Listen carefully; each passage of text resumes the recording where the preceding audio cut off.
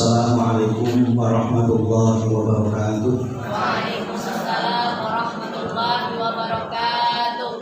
Innal hamdalillah nahmaduhu wa nasta'inuhu wa nastaghfiruh wa na'udzu billahi min shururi anfusina wa min sayyiati a'malina. Man yahdihillahu fala mudilla lahu wa man yudlil fala hadiya lahu. Asyhadu an la ilaha illallah wahdahu la syarika lahu wa asyhadu anna Muhammadan abduhu wa rasuluhu la nabiyya ba'da. Allahumma shalli wa sallim wa barik alaihi wa ala alihi wa ashabihi wa tabi'ina lahum bi ihsanin ila yaumil qiyamah. Amma ba'du. Qala al-musannif rahimahullah nafa'ana Allah bihi wa bi'ulumihi fid dharain amin ya rabbal alamin. Hadaratil muhtaramat, ibu-ibu nyai, para ibu sedaya kang dimuliakan Allah Ta'ala. Marilah kita bersyukur kepada Allah atas segala nikmat yang Allah berikan kepada kita semua. Nikmat iman, Islam, sehat, sempat, zahir, batin, nampak maupun yang tidak nampak, sehingga kita semua masih bisa berkumpul di dalam majelis ilmu. Semoga perkumpulan kita, kedatangan kita ke majelis membawa keberkahan dan mendapatkan ridho dari Allah Ta'ala. Allahumma amin. Salawat dan salam semoga tercurahkan kepada baginda Nabi kita Nabi Muhammad sallallahu alaihi wasallam. Kita semua selalu mengharapkan syafaat beliau dunia sementara sampai nanti di akhirat yang selama-lamanya. Harapan kita semua bisa bertemu dengan beliau, kita semua masuk surga bersama beliau, dan yang paling penting kita nanti diakui oleh umat beliau pada hari kiamat. Amin Allahumma amin. Ibu-ibu yang dirahmati Allah Ta'ala, sebelum ngaji ini ada surat dari siapa nggak tahu. Assalamualaikum warahmatullahi wabarakatuh. Anak saya Irfanda Sukmayuda Permana bin Rohati pada hari Rabu 13 Oktober 2021 akan mengikuti tes seleksi perangkat desa di Balai Desa Kuning Sirwanadadi. Untuk itu saya mohon doanya agar Ananda diberikan kemudahan dan kelancaran dalam melaksanakan tes tersebut. Harapan saya bisa diterima sebagai perangkat desa. Demikian, terima kasih atas doanya. Wassalamualaikum warahmatullahi wabarakatuh. Perbanyaklah doa membaca ayat Al-Isra ayat 80. Rabbi adkhilni mudkhala sidqi wa akhrijni mukhraja sidqi waj'alni min ladunka sultanan nasira. Kalau istilah pesantrenan itu mahabbah sultanan. Semoga harapannya Allah berikan yang terbaik, dimudahkan apa segala hajat itu. Jika diterima pun diterima dengan keberkahan. Apabila di situ ada tulisannya, apabila belum ada tulisannya, Allah ganti yang lebih baik. Perbanyaklah Rabbi adkhilni mudkhala sidqi wa akhrijni mukhraja sidqi waj'alni min ladunka sultanan nasira.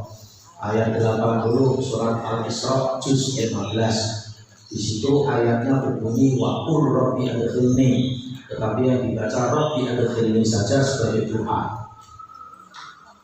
Yang pertama. Kemudian yang kedua, surat Al-Insyirah 7 kali setiap kata sholat.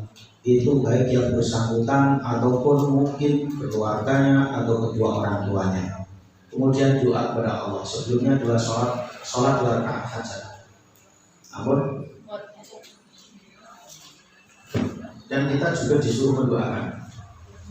Hadiah Fatihah.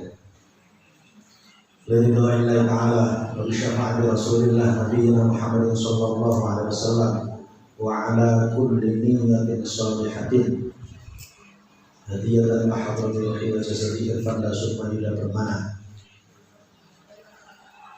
Ibarakatil Fatihah. A'udzu billahi minasyaitonir rajim. Bismillahirrahmanirrahim. Alhamdulillah. Alhamdulillahi rabbil alamin. Ar-Rahmanir Rahim. Maliki yaumiddin. Iyyaka na'budu wa iyyaka nasta'in. Ihdinas siratal mustaqim. Shiratal ladzina an'amta 'alaihim ghairil maghdubi 'alaihim waladdallin. Rabbi ighfirli wa lil mu'minina amin. Surat Al-Baqarah ayat 9.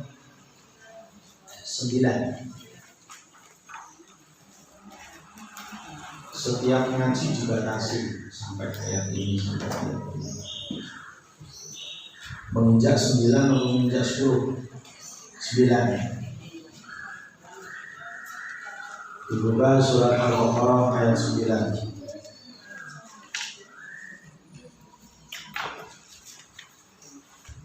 A'udzu billahi minasy syaithanir rajim. A'udzu billahi minasy syaithanir rajim. Sing semangat sareng terus cetok. A'udzu billahi minasy syaithanir rajim.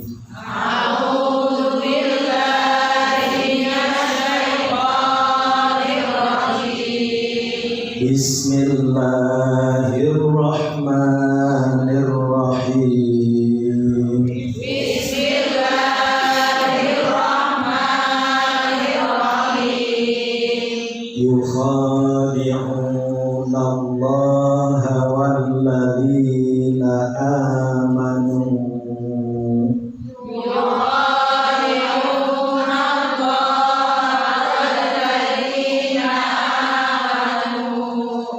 Wa ma yakhda'una illa anfusahum wa ma yash'urun.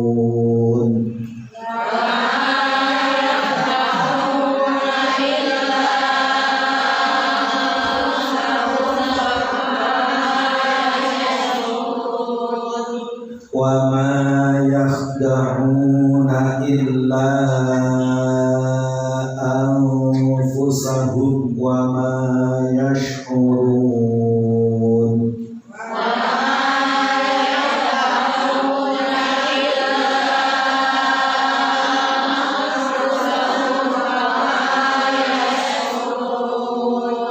Fi qulubihim maradun fazadahumullahu maradan.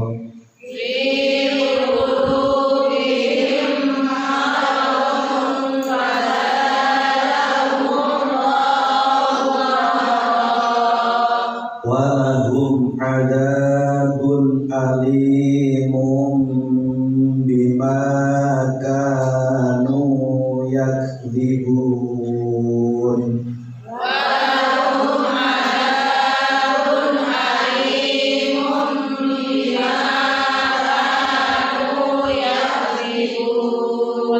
Wa idza qila lahum la tufsidu fil ardi qalu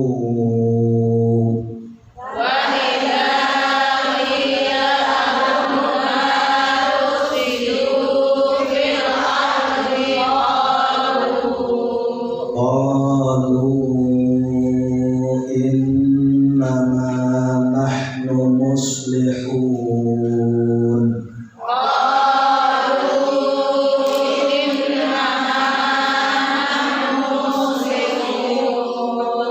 Ala innahum humul mufsiduna walakin la yash'urun.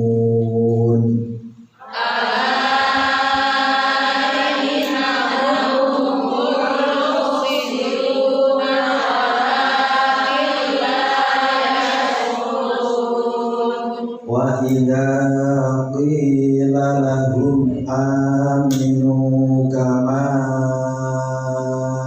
amanan nasu qalu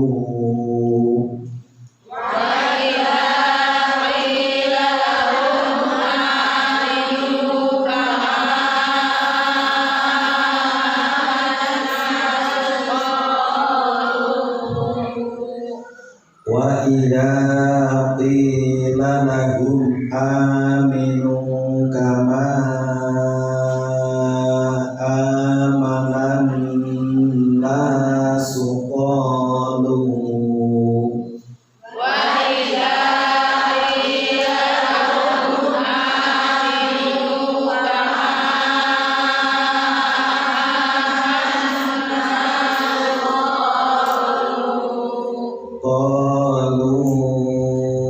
anu'minu kama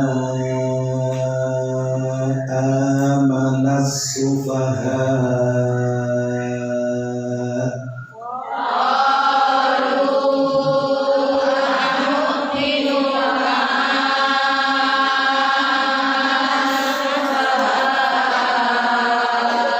ala innahum humus sufaha walakin la ya'lamun.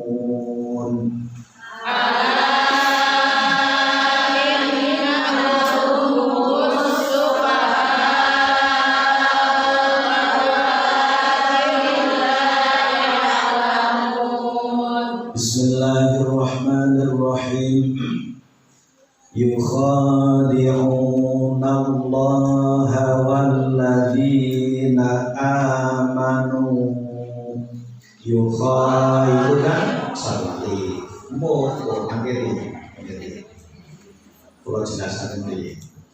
Yukha salih matobi. Bi'u salih matobi. Walladzina dinya juga salih matobi. A juga satu alif namanya mad badal. Amanu wakofnya kola. Kola itu singkatan dari al-waqfu aula, lebih baik wakof atau lebih baik berhenti. Wa ma yakhda'una illa dua setengah alif atau 5 harokat, dinamakan majais munfasil.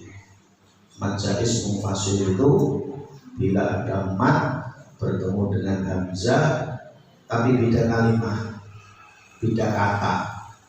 Kalau dalam satu kalimat mat wajib munfasil, kalau beda kalimat majais munfasil. Artinya munfasil itu pisah, munfasil itu gandeng. Illa kalimat yang berbeda, al-fusahu kalimat yang berbeda. Matnya di illa, kemudian setelah itu ada hamzah. Illa al berarti bertemu fa samar, ikhfa hakiki, panjangnya satu alif. Al-fusahum ilhar syafawi, artinya jelas. Mim mati bertemu waw. Pokoknya jika ada mim mati bertemu dengan selain mim dan ba pasti jelas. Artinya tidak boleh dibaca dengung, tidak boleh dipanjangkan. Jadi jika ada mim mati bertemu selain dengan mim dan ba. Karena kalau bertemu dengan mim namanya idgham syafawi atau idgham mithli. Kalau bertemu dengan ba namanya ikhfa syafawi. Di sini mim mati bertemu lam alif. Illa anfusahum wa ma yash'urun fi qulubihim. Kalau ini dengung dan panjangnya satu alif. Dengung mim mati bertemu mim, ini dinamakan idgham syafawi atau idgham mithli. Mim sukun bertemu dengan mim. Kalau mim sukun bertemu dengan ba namanya ikhfa syafawi. Syafawi itu bangsa lambi, bibir. Nanti bibir. Nah, ini karena apa? Keluarnya itu makhrajnya itu dari bibir, kedua bibir mim. Terus bibirnya kudu nempel. Nah, kak nempel kayak iso. Mim harus nempel. Nah, kak nempel Kalau nggak nempel nggak bisa. Mem. Mem mati bertemu mem dengan ingat. Pasti dengung. Fi qulubihim maradun. Fa lagi, tanwin bertemu fa, samar. Fazadahumullahu maradha. Jika ada fathatain atau fathah tanwin dalam keadaan waqaf selain tak marbutah, selain tak yang bulat, maka menjadi fathah panjangnya satu alif dinamakan bacaan iwal. Pinter teman-teman. Walahum ilhar syafawi lagi, adabun ilhar halqi, jelas semua. Alimun tanwin bertemu ba, iqlab, bingung bacaan satu alif. Bima kanu yakdzibun wa idza qila lahum ilhar syafawi lagi, la tufsidu fil ardi qalu. Kalau berhenti sementara lumnya menjadi satu alif matobi. Tapi kalau wasol, kalau diteruskan menjadi 2,5 alif. Qalu innama nahnu muslihun. Ala 2,5 alif lagi maca ismu fasil.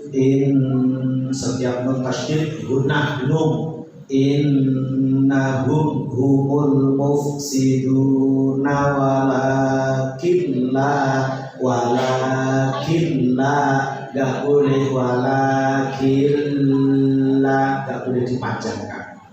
Ilgham bila gunnah, nun nanti bertemu lam, artinya tanpa bingung. Walakin la yash'urun. Wa idza qila lahum ilhar syafawi lagi, jelas. Aminu satu alif mad badal. Setiap hamzah yang dibaca satu alif yang dibaca panjang namanya mad badal. Aminu kama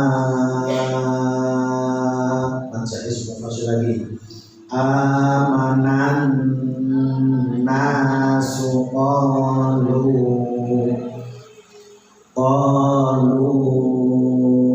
anu'minu kama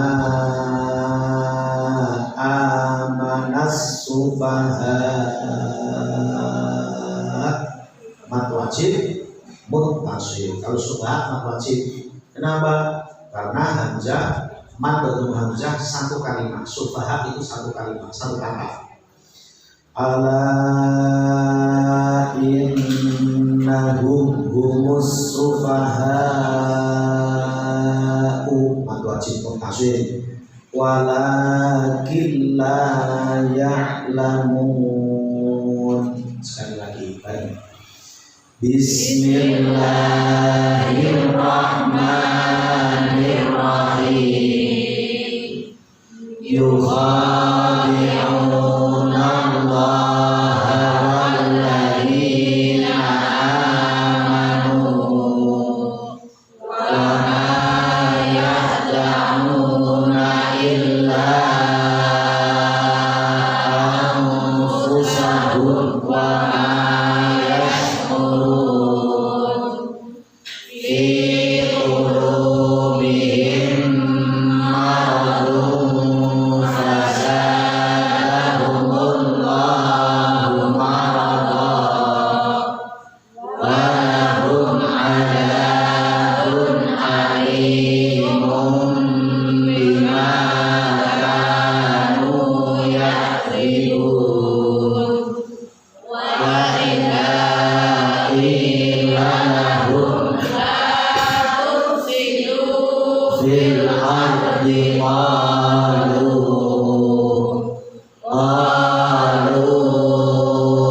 innama nahnu muslihun. Ala innahum humul mufsidun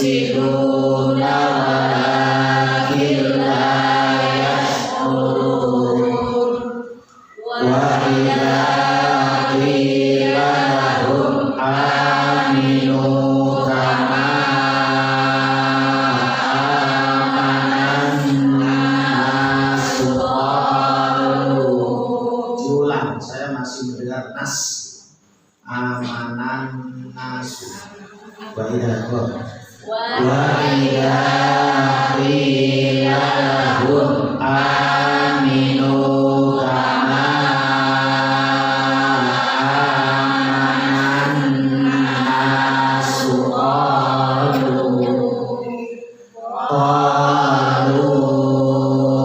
anu'minu kama amanas sufaha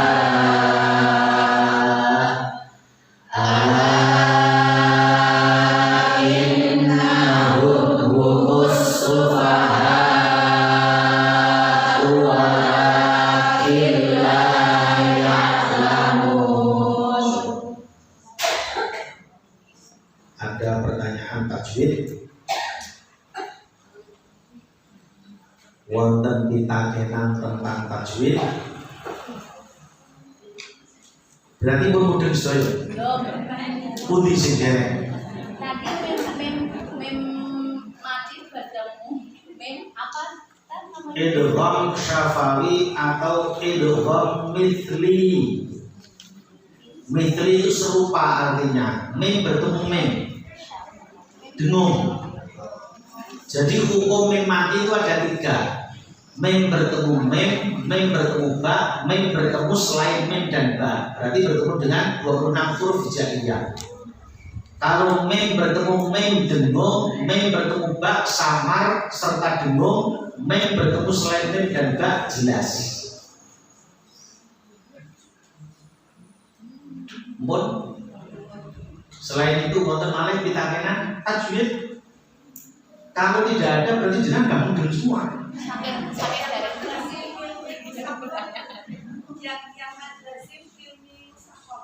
Mat lazim ilmi mutaqal apabila ada mat bertemu dengan tasydid dalam satu kalimat. Contoh walau dhalin itu 3 alif atau 6 harokat.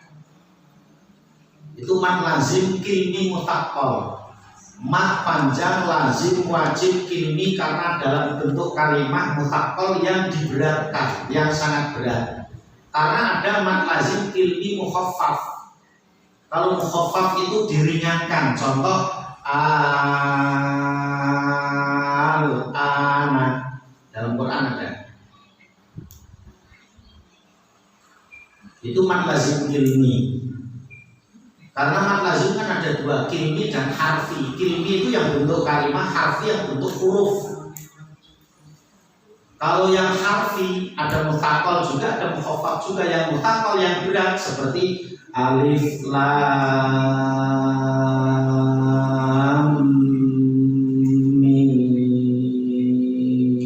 mim. Itu harfi mutaqal. Kalau yang mukhaffaf bentuk huruf nun shad qaf. Itu bentuk harfi mukhaffaf. Ada lagi untuk malih betul. Alhamdulillah. Kalau kita kenan itu seneng loh. Artinya masuk kan ya.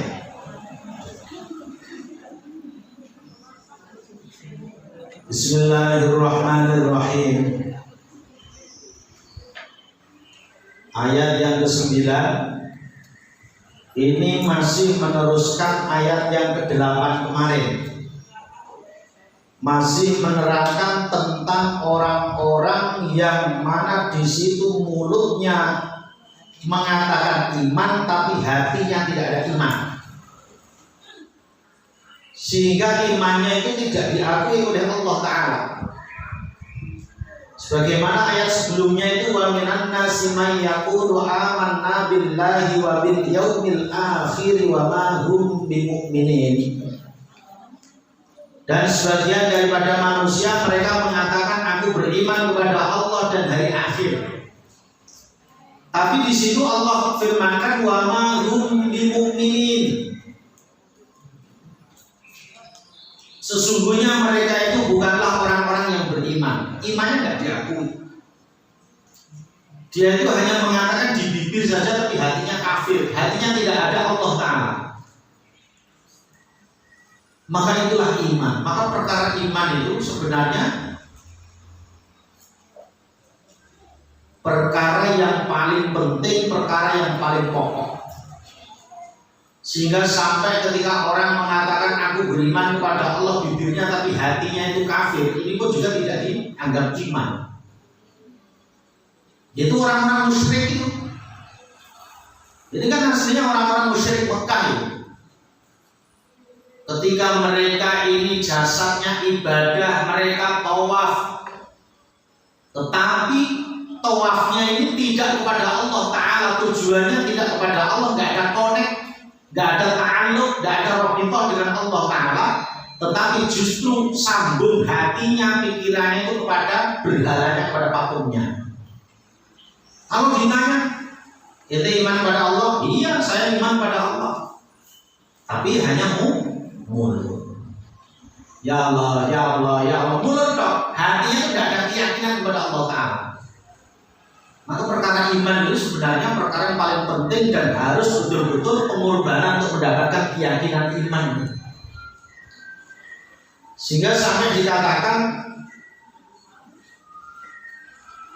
iman matlub, iman yang harus diusahakan, itu memang memerlukan pengorbanan. Termasuk kita ini duduk di dalam majelis iman, ini pengorbanan.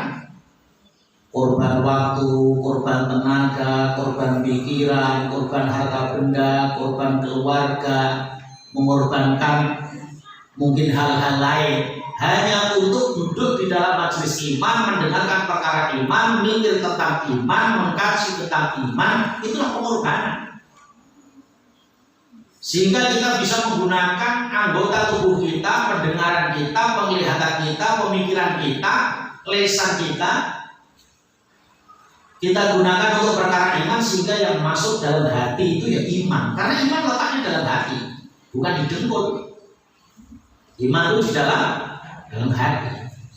Maka sebenarnya yang bisa mengukur iman itu diri kita sendiri, bisa kita ukur, dan kita tidak akan bisa mengukur keimanan orang lain.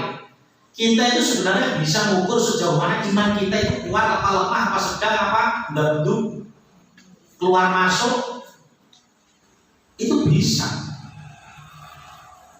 Maka disitulah kenapa khotib setiap Jumat, marilah hadirin kita tingkatkan iman dan ketakwaan kita. Tapi caranya gimana? Kita tambah pengorbanan untuk mendapatkan kekuatan iman. Ibaratnya seperti baterai dicas, kalau tidak dicas, belum ada setrum. Kalau tidak ada setrum, nggak bisa buat apa-apa.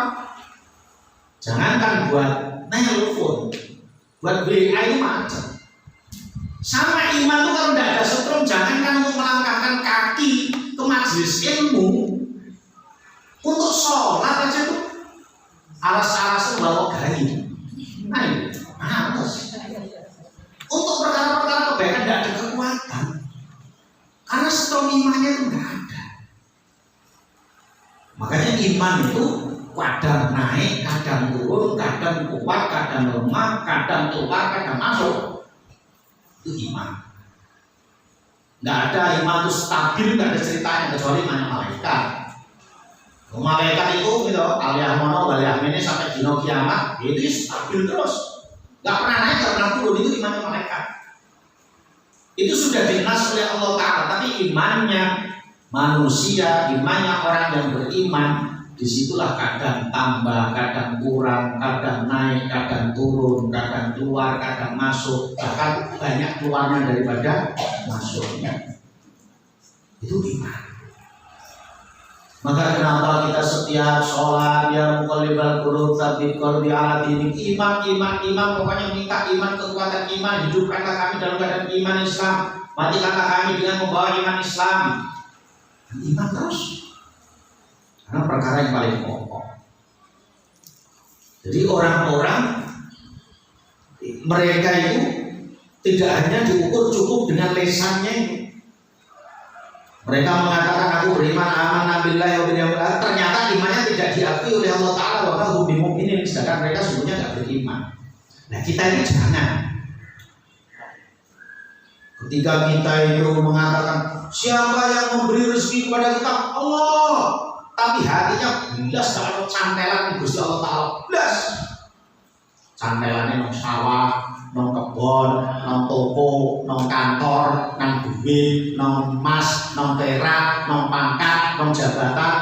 Yang ditakutkan itu nanti berhala-berhalanya itu sawah, kebon, kantor, toko itu yang ditakutkan. Padahal itu hanya sebuah perantaraan, itu hanya sebuah wasilah saja. Yang mana Allah ini jika berkehendak memberikan rezeki kepada hambanya lewat sawah, lewat kebun, lewat toko, lewat kantor, lewat dunia.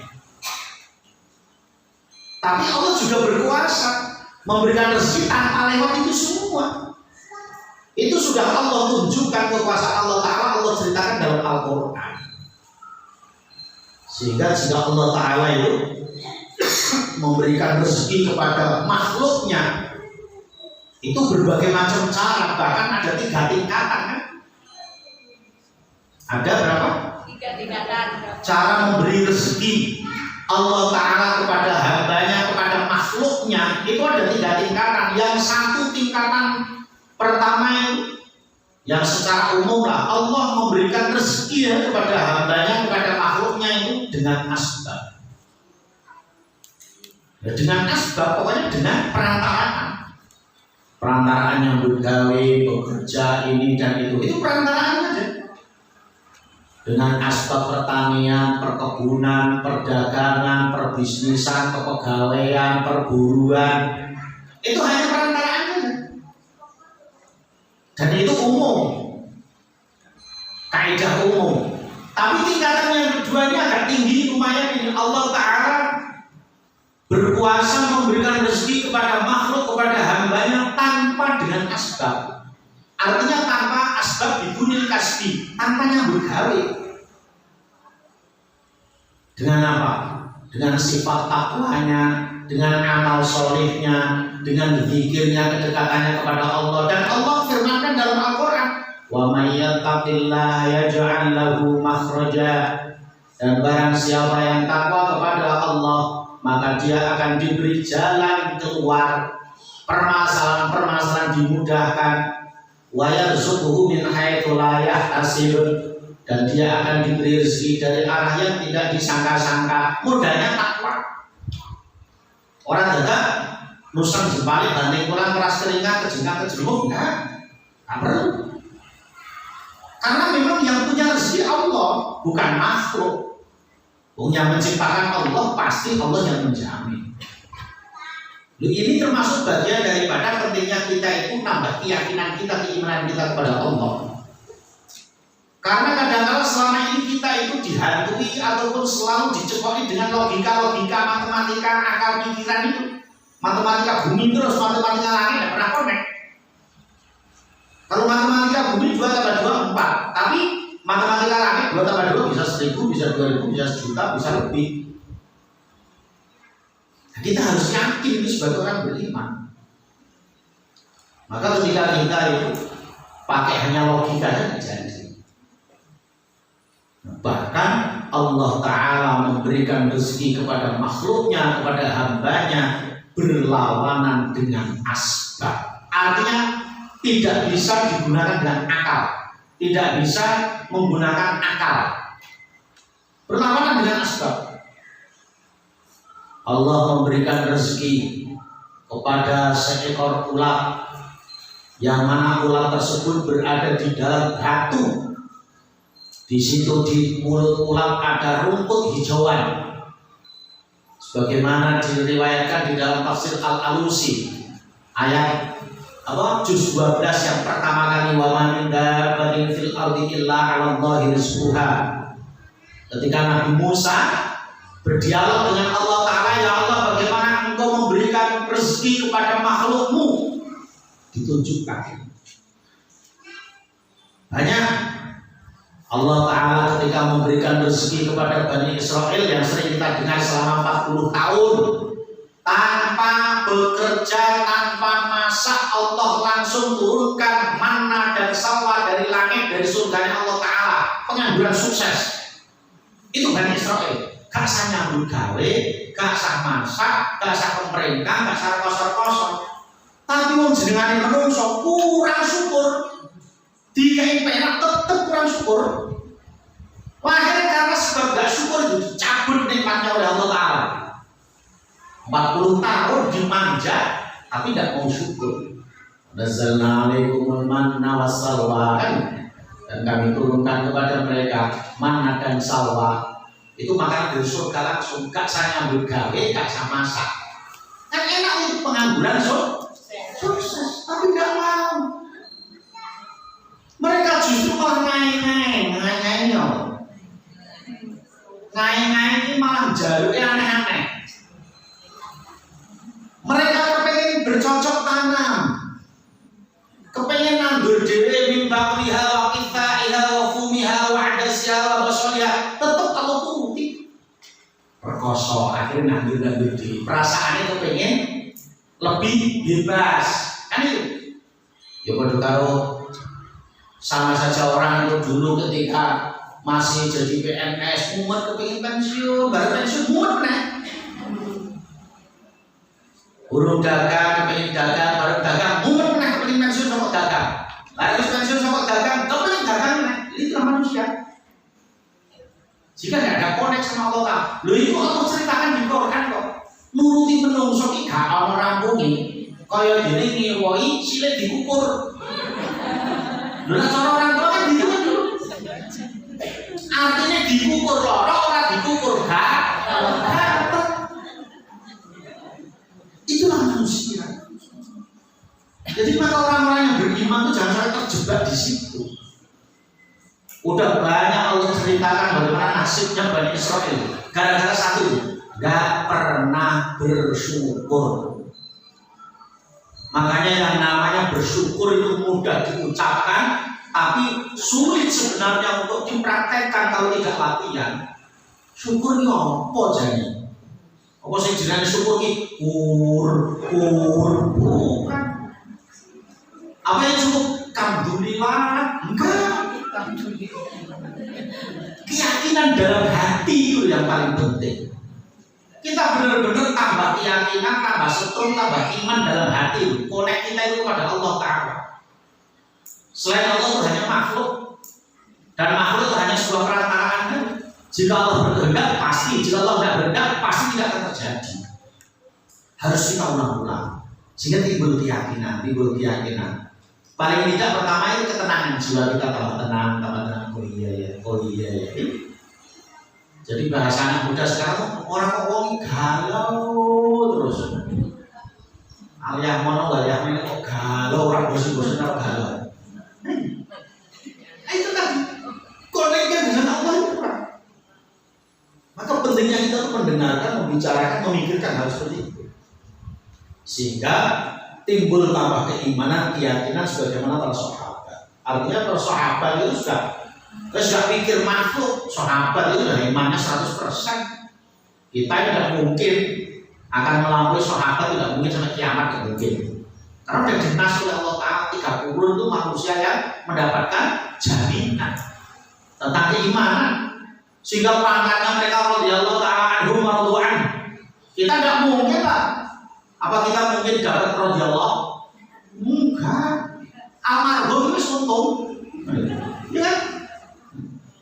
Makanya sahabat itu tidak adrenalin, artinya mereka tidak pernah pikir untuk mendapatkan kekuatan iman, sehingga rela mengorbankan apa saja yang mereka miliki, bahkan nyawa sekalipun dikorbankan untuk mendapatkan kekuatan iman, mendapatkan kecintaan dari Allah Ta'ala, mendapatkan kecintaan baginda Rasulullah Muhammad SAW.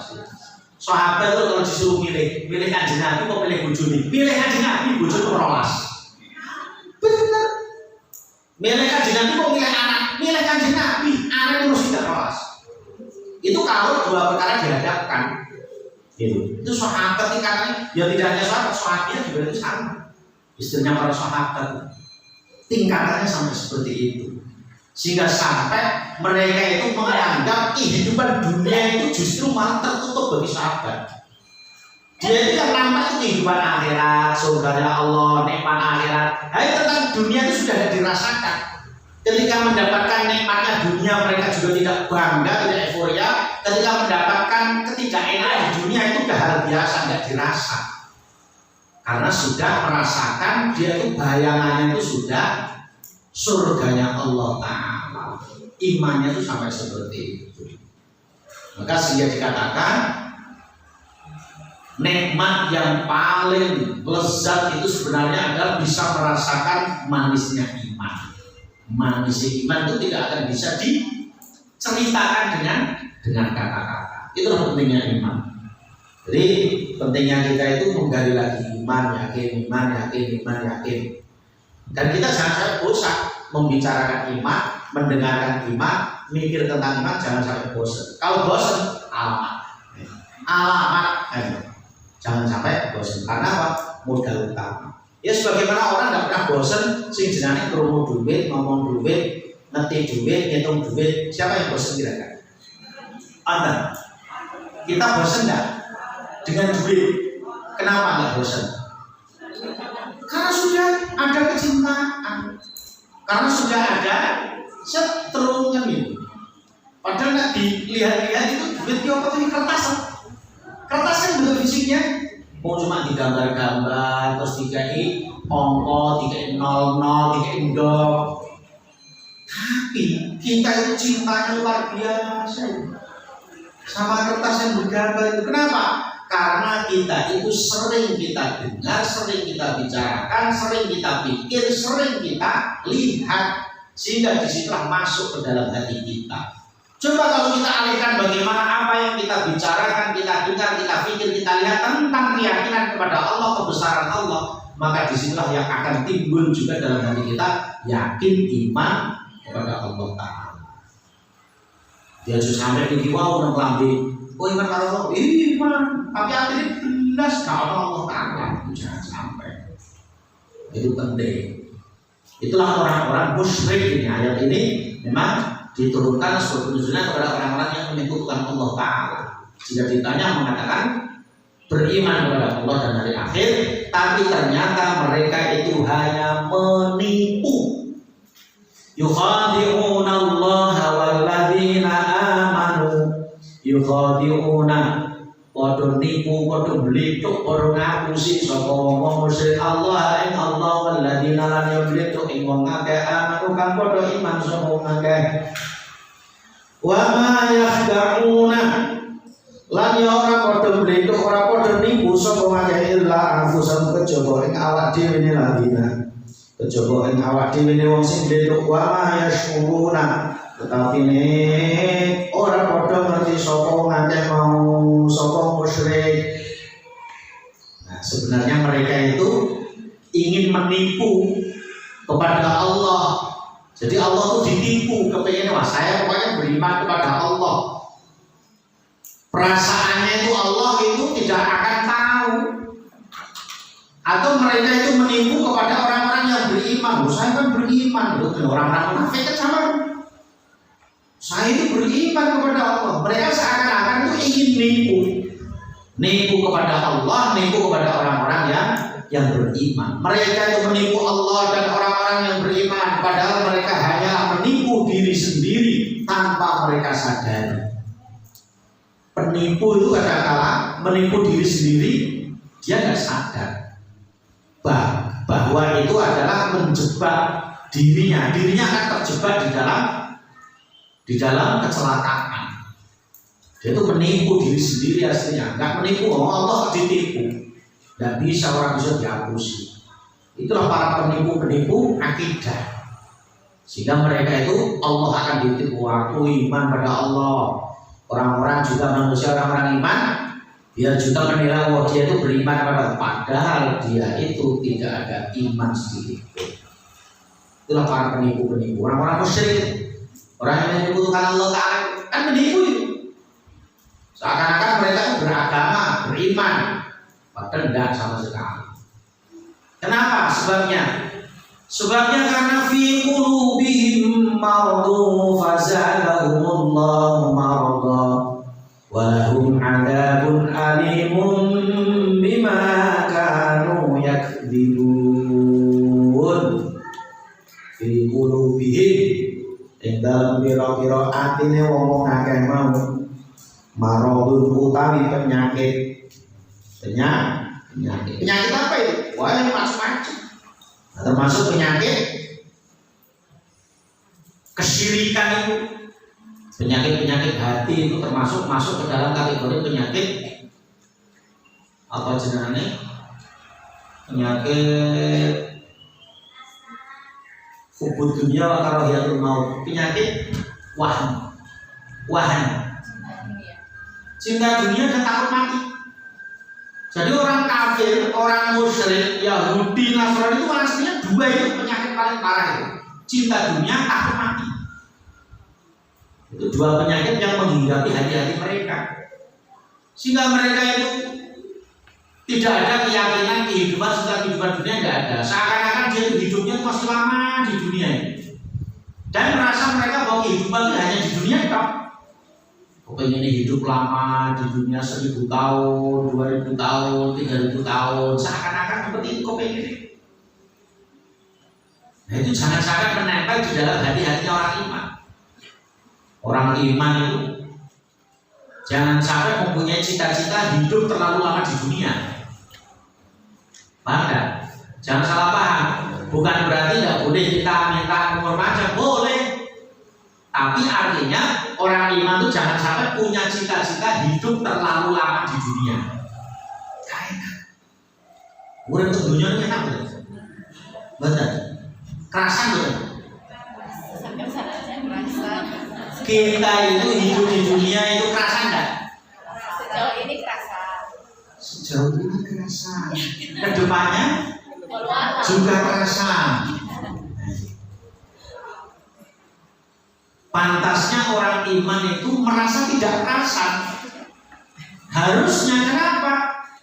Karena kerinduannya itu kehidupannya bukan kehidupan yang menipu. Dunia itu kehidupan menipu. Coba kita angan aja kalau tidak nipu, ngapa? Kita aja punya cita-cita, tak kira begini ternyata begitu. Oh, dulu tuh tak kira begitu ternyata jadinya begini. Itu kehidupan dunia. Akhirat enggak. Begitu ya begitu, begini ya begini. Karena kehidupan hakiki, kehidupan yang nyata. Sampai Allah Ta'ala berfirman, inna wa'dallahi haqqun fala taghurrannakumul hayatud dunya wa la yaghurrannakum billahil ghurur. Janji Allah pasti.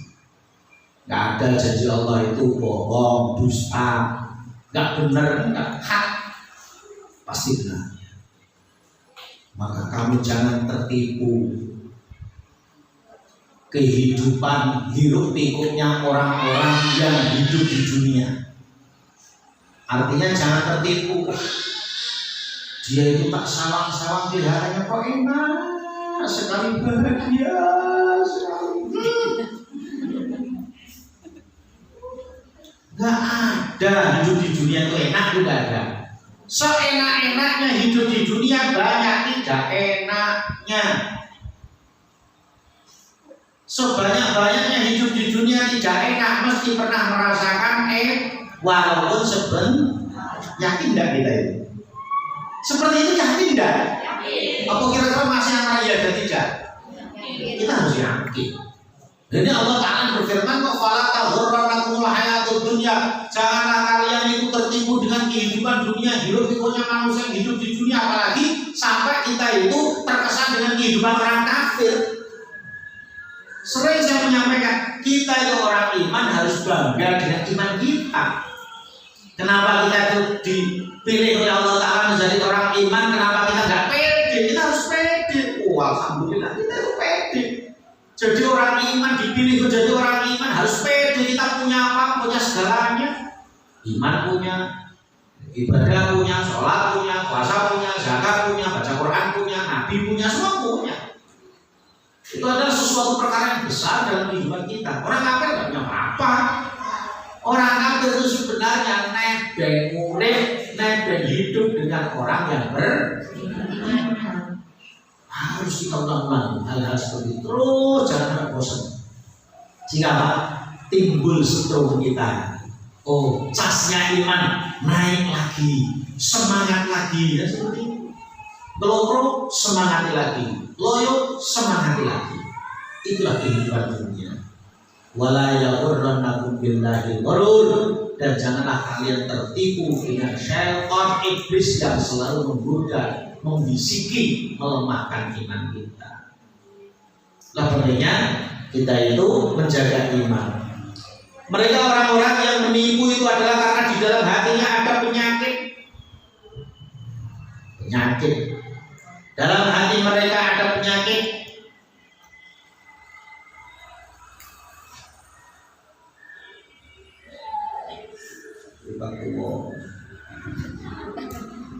Penyakit hati misalnya ragu, itu ragu.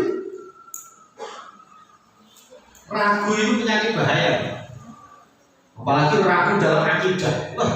Naudzubillah. Kita jangan sampai ragu dalam akidah. Kita harus punya komitmen, harus konsisten, iman terus.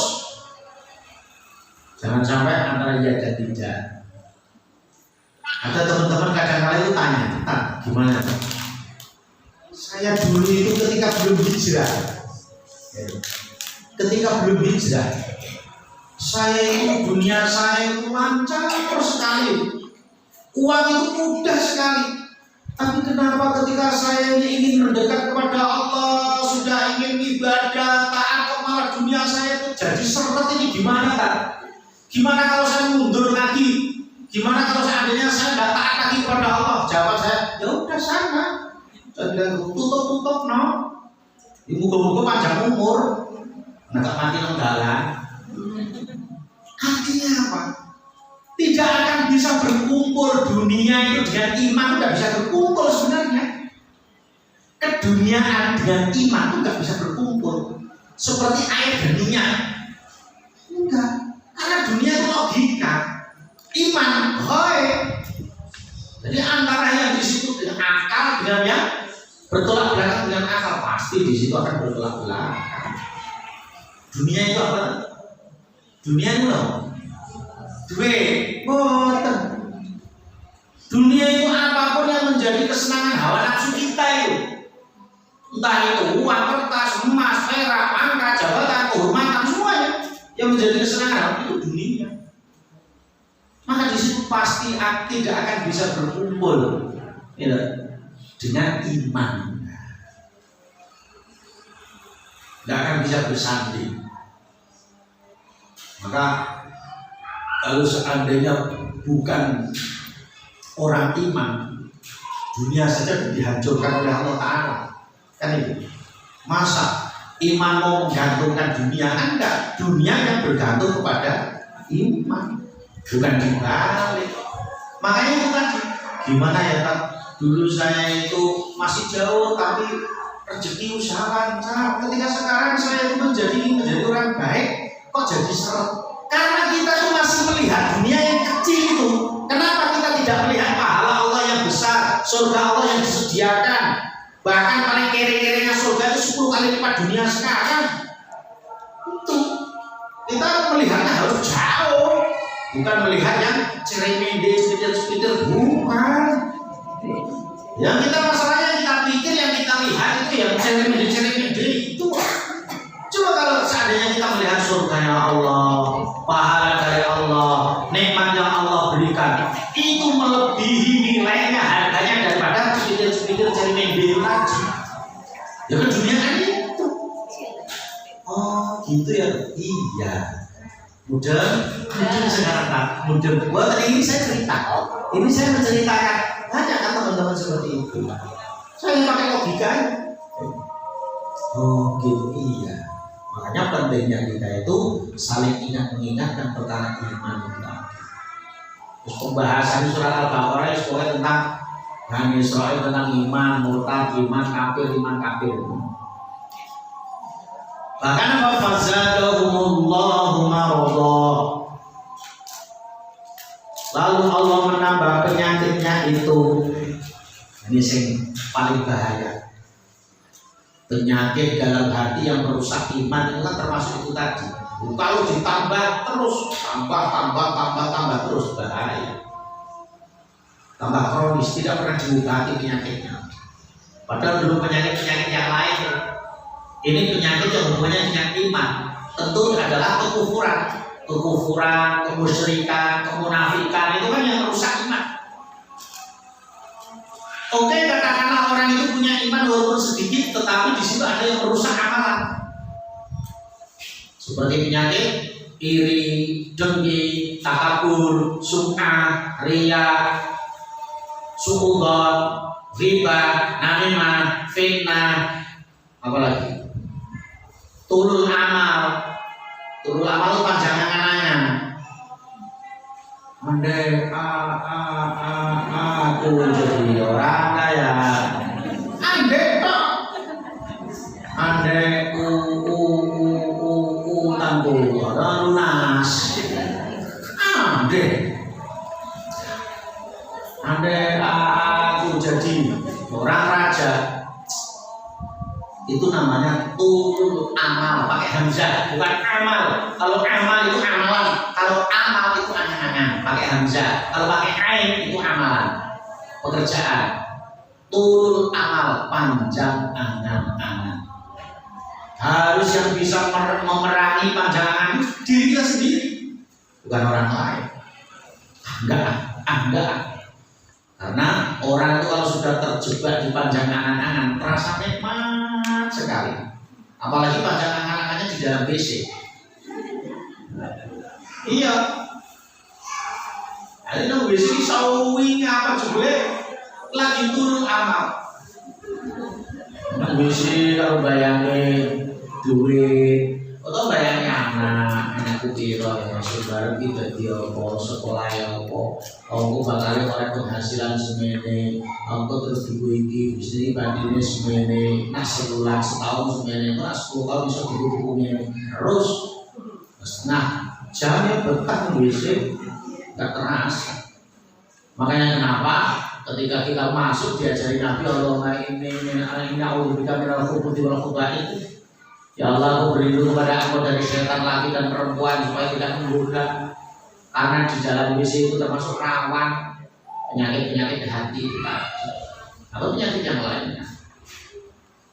Turun amal harus kita perangi sendiri, apalagi penyakit-penyakit yang lain. Jadi Allah Ta'ala menambah mereka itu penyakitnya, hatinya semakin tambah parah, semakin tambah keras. Maka diancam walahum adzabun alimum bima kanu yakdzibun.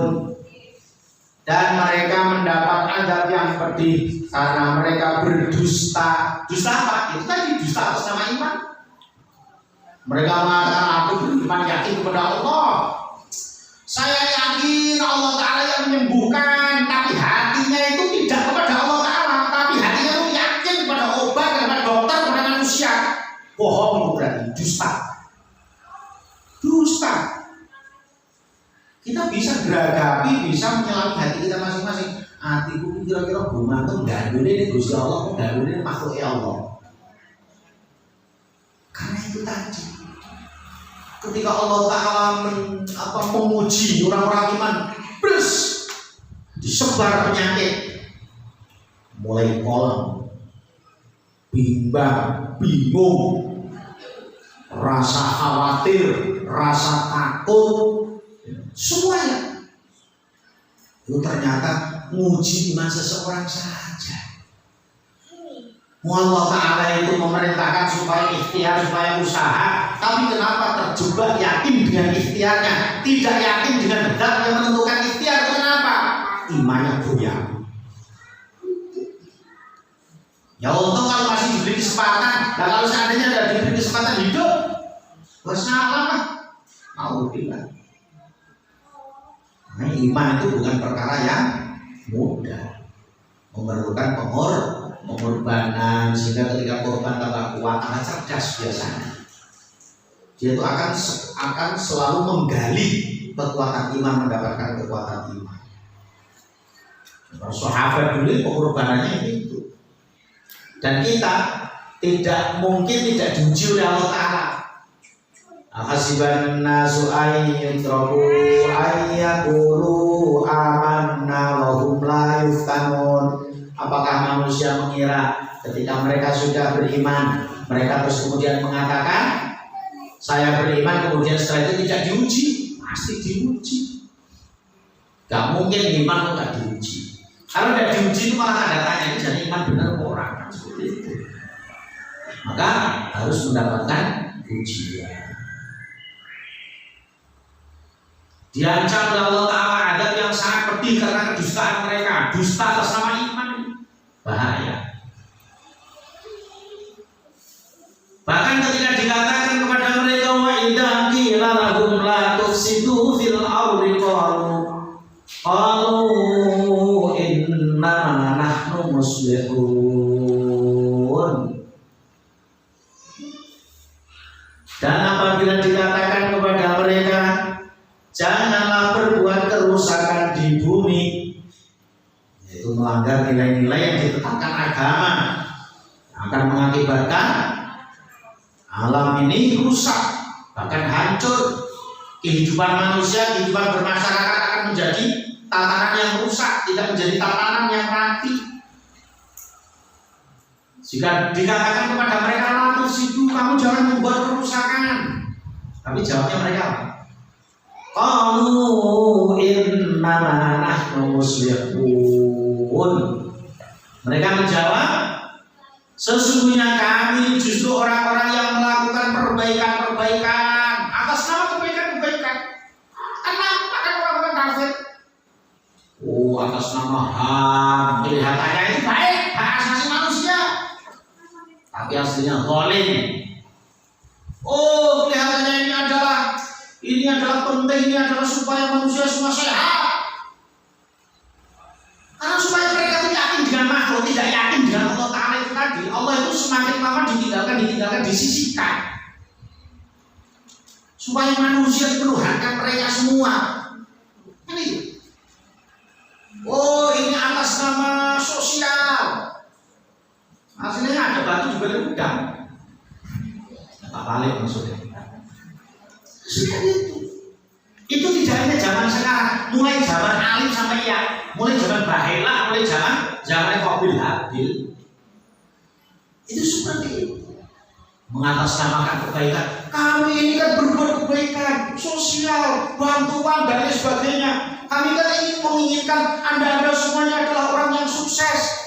Sampai kiamat itu dusta. Sampai kiamat udah dinas oleh Allah Ta'ala. Tidak ada ceritanya orang kafir kebaikannya itu sampai dalam hati, nggak ada. Itu dicatat. Karena memang sudah dinas. Kalau ada cerita orang kafir kafir, kalau iman kan blok yang nggak ada. Catat itu baik-baik. Firman Allah Ta'ala. Mereka itu sebenarnya nebeng sama orang iman. Mereka bagaimana bisnisnya itu? Mereka itu jual satu untuk dua. Itu mulai zaman dulu itu seperti itu. Allah ceritakan dalam Quran bagaimana kedustaan mereka, menjual atas nama hak asasi manusia. Hukukul insaniyah kalau di dalam istilah Islam, hukukul insaniyah itu sudah ditegakkan Nabi 15 abad yang lalu. Saiki ngomong geger hak asasi. Lo yang Islam pernah hak asasi lo ya. Dalam hadis itu banyak hadis-hadis sahih. Ketika orang mengucapkan syahadat, asyhadu an la ilaha illallah wa asyhadu anna Muhammadar Rasulullah, bagaimana darahnya, dirinya, jiwanya, kehormatannya haram untuk dirampas. Bukankah itu hukukul insaniyah? Bukankah itu hak asasi manusia?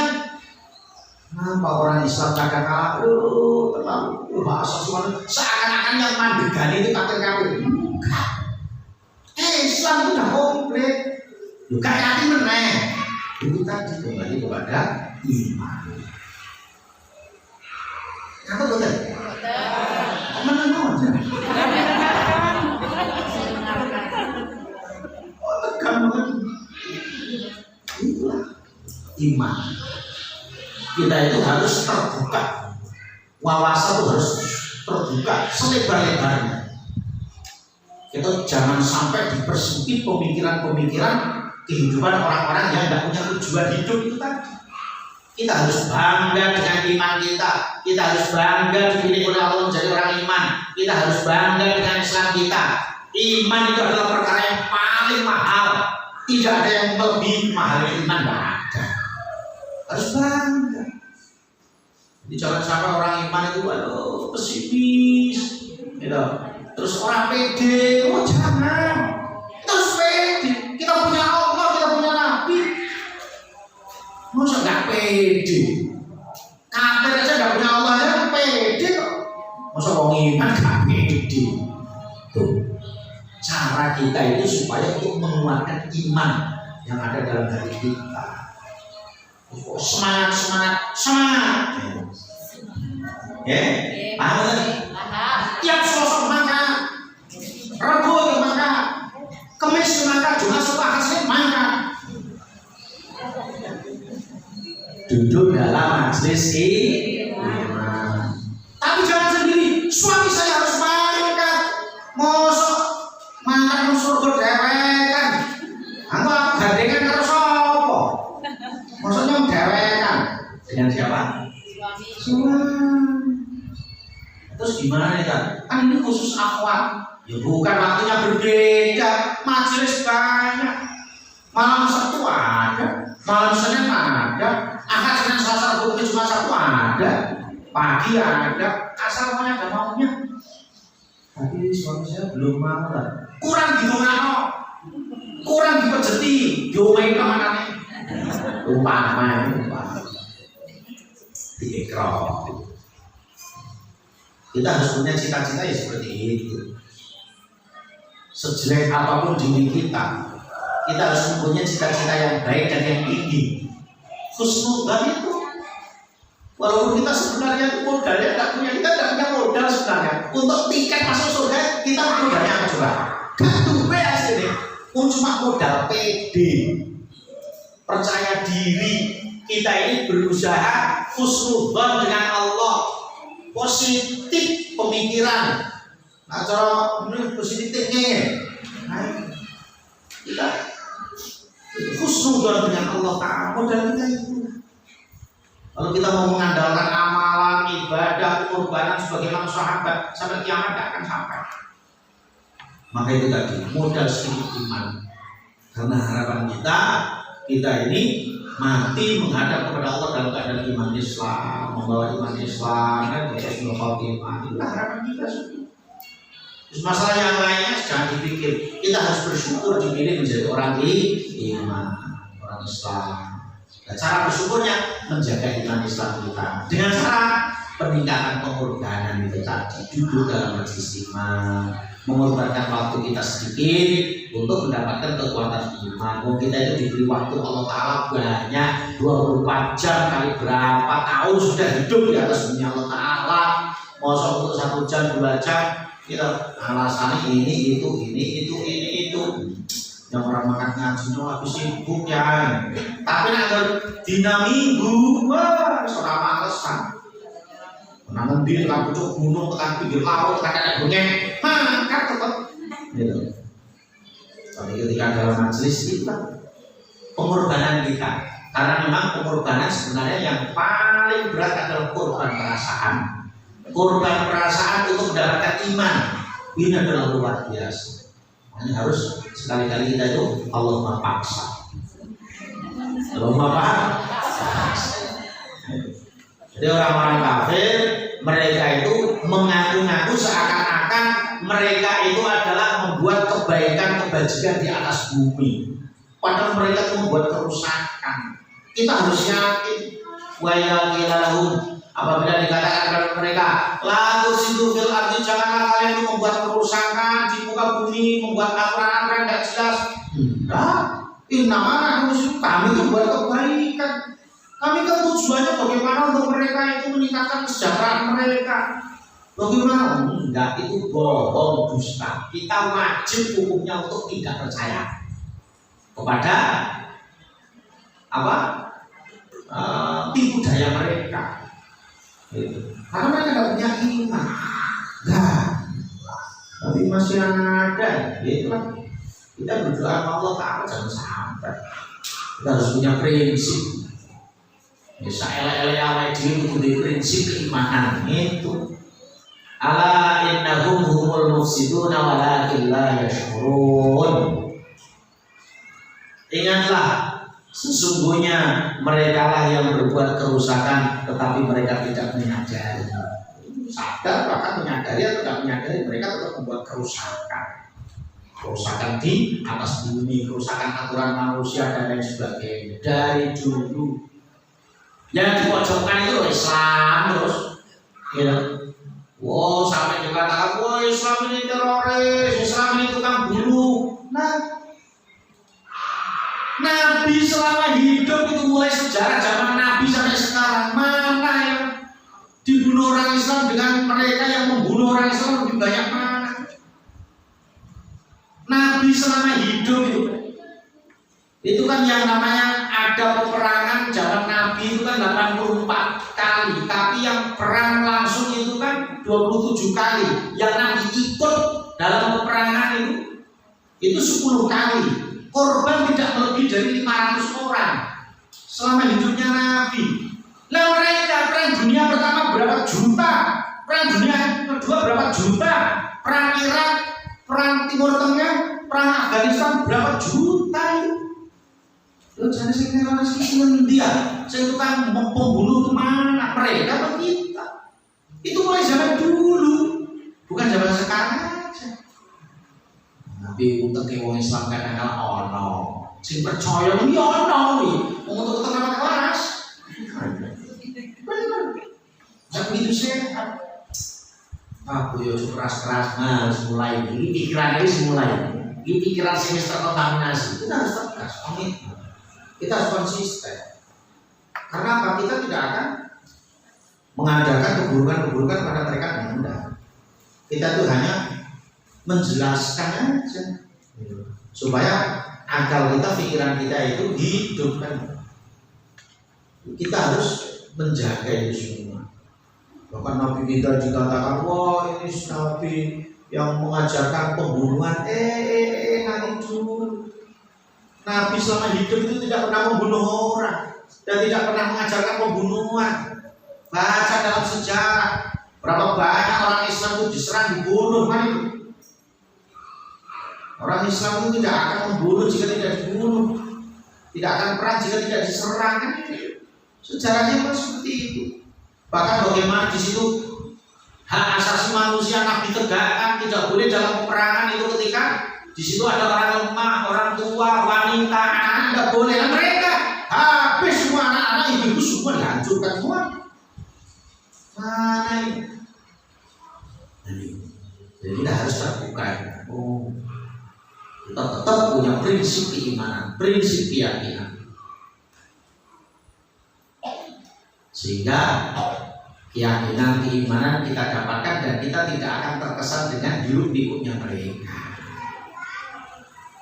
Mereka itu sudah biasa melemparkan kata-kata ataupun sesuatu perkara seakan-akan mereka itu yang membuat kebenaran. Enggak, mereka itu membuat kerusakan, membuat kerusakan.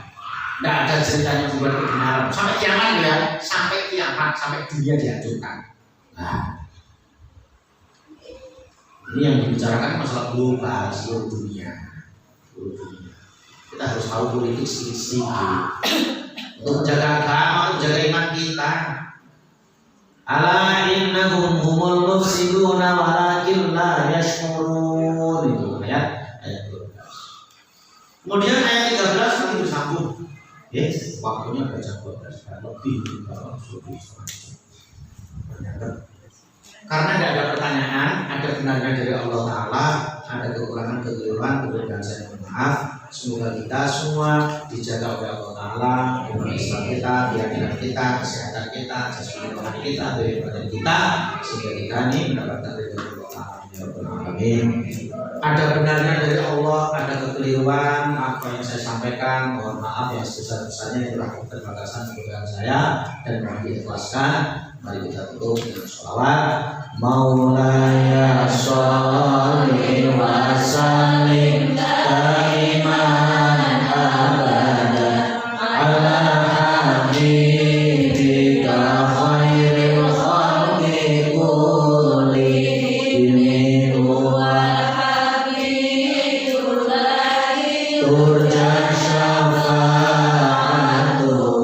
li kulli harin minal awali mutahami ya Rabbi bil Mustafa balligh maqasidana waghfir lana ma madha ya wasi'al rahmi. Subhanallahumma wa bihamdika asyhadu an la ilaha illa anta astaghfiruka wa atubu ilaik. Assalamualaikum warahmatullahi wabarakatuh.